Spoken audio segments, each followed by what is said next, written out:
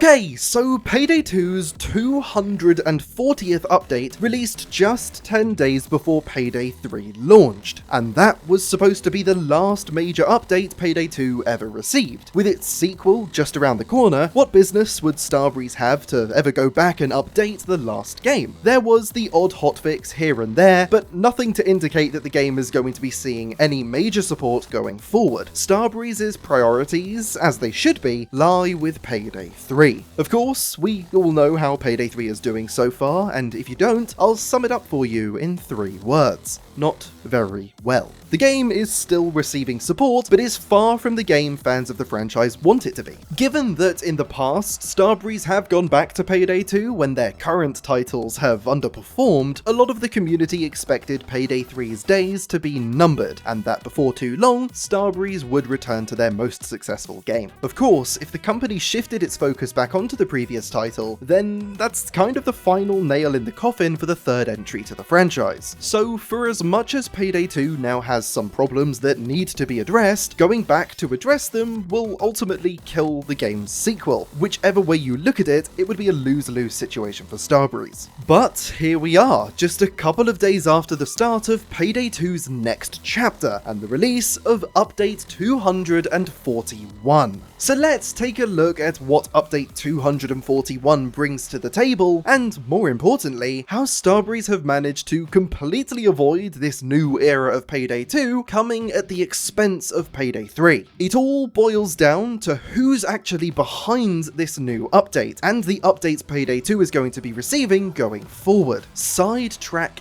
Games, formerly known as the M.U.G or M.U.G team, is the group behind the support that Raid World War II has been getting over the last few years. Some, if not all of the team, started off their journey as Payday 2 modders quite some time ago. Then they became the developers for Raid World War II in the last few years, and have now come full circle and are the current developers for Payday 2. The best part of collaborating with an external team to support Payday 2 going forward is that this has absolutely no effect on Payday 3. There are no resources that would have gone to Payday 3 but are now being siphoned off to support Payday 2 instead. I don't know the ins and outs of Sidetrack's deal with Starbreeze, but it seems like the deal has been struck with the intention of keeping Payday 3 as the main priority for the studio. So, what does Update 241 actually contain? For the most part, it's made up of fixes to things that have been plaguing the game for a while now. Some smaller fixes that might have gone unnoticed include the correction of some heist-specific UI indicators, as well as general UI and stability improvements. But for some of the more notable improvements, we have some gameplay and weapon changes. They've fixed an issue that was causing the game to crash when Akimbo weapons were being used, and I know that's going to be appreciated by players who enjoy that playstyle, as I understand that issue in particular was quite a big one. Of course, you can read the full patch notes on screen now as well as over on the Steam page, but one that I wanted to highlight in particular is actually the very first gameplay change. This reduces the time it takes for you to upgrade a drill placed by one of your teammates to benefit from your drill skills, if the person that placed it down wasn't running the same skills as you. The time that process now takes has been reduced from 10 seconds to just 3. While it may seem pretty random, the reason I think this is a particularly important change to highlight from this list of patch notes is because it shows that the team aren't just focused on the stability of the game or implementing quality of life improvements that are actually preventing people from playing, but it demonstrates that they're also paying attention to smaller annoyances with the gameplay as well, which I think speaks to the kind of updates we're going to see going forward, because this isn't a one-off update. Payday 2 is going to be receiving more updates in the future. We haven't been told when the next update will be though, and I wouldn't get your hopes up for a consistent update cadence even when we start to see more of them. The Sidetrack team joined Elizabeth on a livestream this week to talk about this update and their involvement with the game going forward, where they expressed that they'll essentially be releasing updates whenever they have enough things ready to warrant actually releasing an update. So I would expect that the frequency of these updates will be all over the place. weeks. They seem to have their finger on the pulse of a lot of the issues that Payday 2 has at the moment, and therefore I would expect over the coming months or years to see some of the game's largest issues being addressed by this team completely. Of course, on this week's stream, they did give us some indication as to what they're looking into at the moment, but were hesitant to outright confirm any of the things they're currently working on. Because of that, I'm not going to try and read too much into what they said on stream in an attempt to reverse engineer what they're working on, as I don't want to set any false expectations. With that said, it doesn't seem like the door to new content is completely closed, so maybe down the line we might see a new heist or maybe some new weapons, especially considering we got that kind of content for Raid World War II from time to time. Someone in the chat also asked about a 64-bit file for Payday 2. Now, I'm not going to pretend I know too much about what that means, so please feel free to inform me in the comment section down below, but I know that different devices have a different number of bits available on them, and I'm assuming that if the number of bits the game's executable file has matches the system it's being played on, then that's a good thing, but that is about the extent of my guesstimated knowledge there. The reason I even touched on that is because when asked about a 64-bit file for Payday 2, the team mentioned that it would obviously require the game to be completely reinstalled, which would be the same case for an update that also shrunk the file size of the game itself. Because of that, they suggested that if they ever did both of these things at some point in the future, they would come as part of the same update. To be clear, there was no confirmation that this is something they're currently working on, or if this is something they're going to be working on in the future. However, if you ask me, the fact that they were able to answer this question the way they did, while also showing that they've clearly thought about these two changes needing to be bundled together in the same update to prevent multiple reinstallations of the game, seems like a slight indication that this could be something they're considering doing. Again, somebody is going to have to let me know how significant that is, because it's time for us to address the elephant in the room. What about Payday 2 on console? As much as it pains me to say it, I really wouldn't get your hopes up for any more updates to the console edition of the game. That version of Payday 2 was discontinued back in 2019 quite concretely, so I don't think we'll ever see another update on those platforms. Console is still where I have the vast majority of my experience with the Payday franchise, and so I would adore to see more content released on my preferred platform, but unless the game is completely remade from the ground up at some point down the line, I think holding out even the slightest bit of hope for a console update has been completely pointless since 2019. I wanted to say that so definitively because every now and again I see a comment from somebody asking about the status of Payday 2 on console, and honestly, my heart breaks for them. It really does. At the end of the day, if you would allow me to sprinkle a little bit of copium in here, we know that Payday 3 has been much more successful on consoles than it has been on PC, so maybe at some point down the line Starbreeze gives somebody the green light to do something with the console versions of Payday 2, but again, I think that's so unlikely that if that ever happens, I will commit to doing another 24-hour livestream. It's also worth noting that if you have been enjoying the updates that this team have been putting out for Raid World War II, the fact that they're now working on the Payday franchise doesn't necessarily mean their support for Raid World War II has ended. They were quite clear that although working on Payday 2 is now their job, they still see Raid World War II as a hobby that they're passionate about. All in all, I think bringing on the Sidetrack team to maintain Payday 2 is an excellent decision from Starbreeze. It not only ensures that Payday 2 isn't going to fall into a complete state of disrepair and might even receive some more content at some point down the line, but it does all of that without affecting Payday 3 at all.